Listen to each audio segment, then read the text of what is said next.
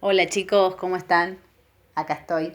Bueno, en este caso vamos a hablar un poco sobre el modelo cinético molecular, ¿sí? En clases anteriores estuvimos viendo, ¿sí? Las diferentes características que tiene la materia, ¿sí? Ahora lo que vamos a ver, cómo se comportan esas partículas, esas moléculas que están formando a la materia. Acuérdense que materia es todo lo que nos rodea, ¿sí? Y puede ser sólido, líquido y gaseoso según el material que nosotros estemos estudiando. Cuando hablamos de sistema material, también podemos decir que es una parte que recortamos de un material, ¿sí? De materia, para poder estudiarlo. Entonces, en este caso, lo que vamos a ver cómo esa materia se comporta con este modelo cinético molecular. Cinético molecular, ¿sí? Se refiere al movimiento que tienen las partículas de una sustancia. La energía cinética, ¿sí? Habla de los movimientos de los objetos, de los cuerpos. Y en cuanto a moléculas, ¿sí?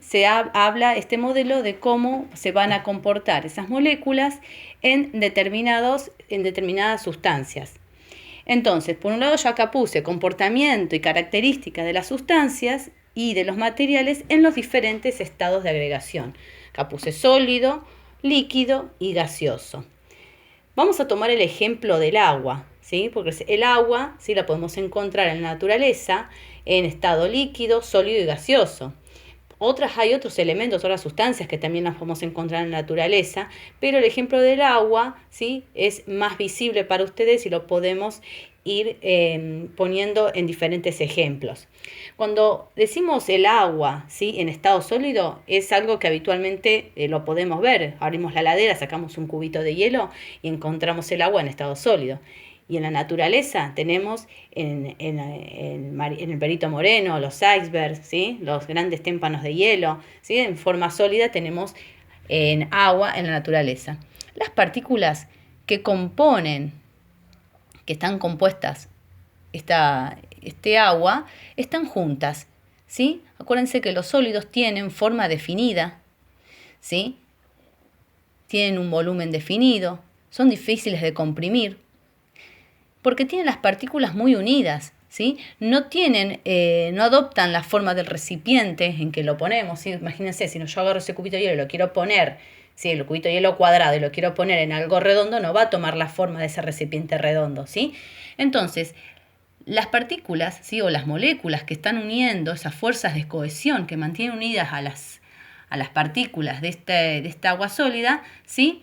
Van a estar bien juntas, por lo tanto no van a poder tomar la forma de ningún recipiente. Y si yo las quiero comprimir, son difíciles de comprimir, a no ser que le dé un mazazo y rompa ese cubito de hielo, pero igual va a seguir manteniendo, esos pedacitos de hielo van a seguir siendo sólidos y van a seguir manteniendo sus partículas la fuerza de cohesión.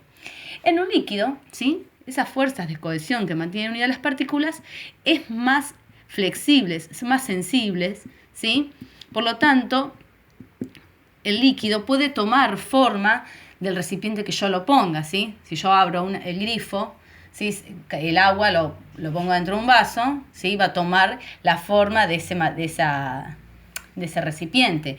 Las partículas, ¿sí? Si bien están más dispersas, ¿sí? Las fuerzas de cohesión que mantienen unidas esas partículas son más flexibles que las del sólido que está más compacto, ¿sí?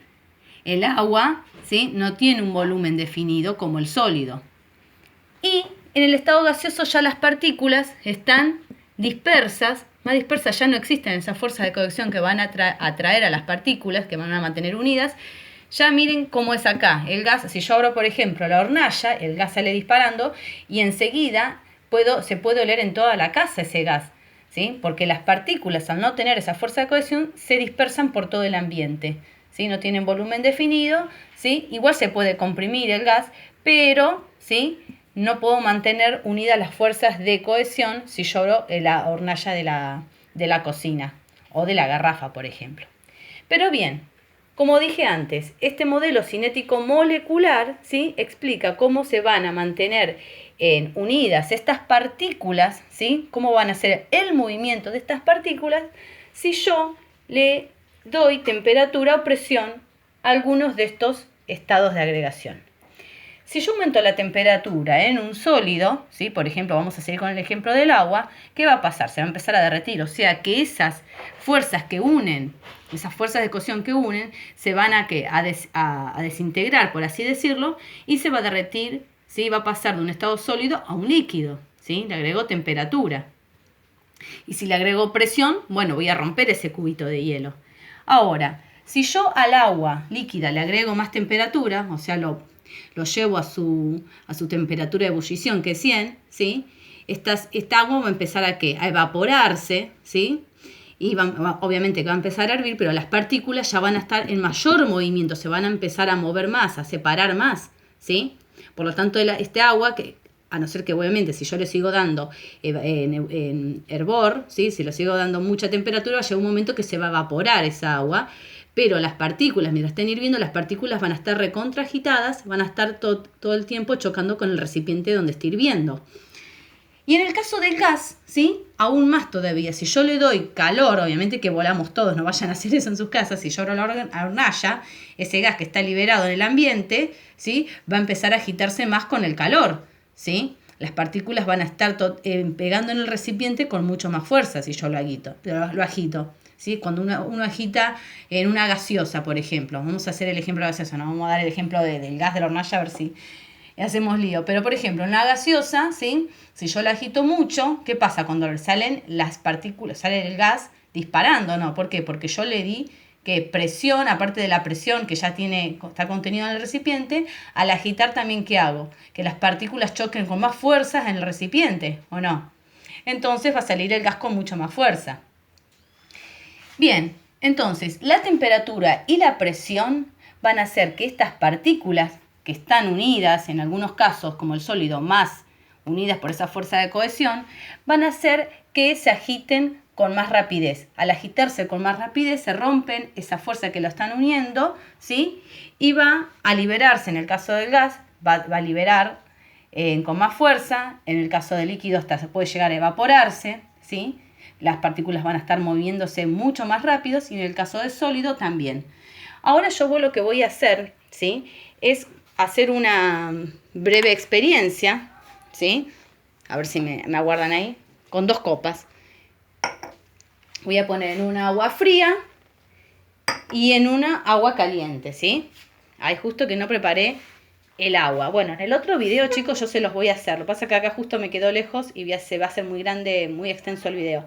Pero bueno, en el otro video yo les voy a compartir la experiencia de cómo se comporta el agua líquida, ¿no? Pero con diferentes temperaturas. Cómo vamos a ver de qué manera las partículas van a estar más agitadas, ¿sí? Se lo voy a demostrar en el próximo video, así no se los hago muy extenso. Bueno, chicos, nos vemos en un ratito.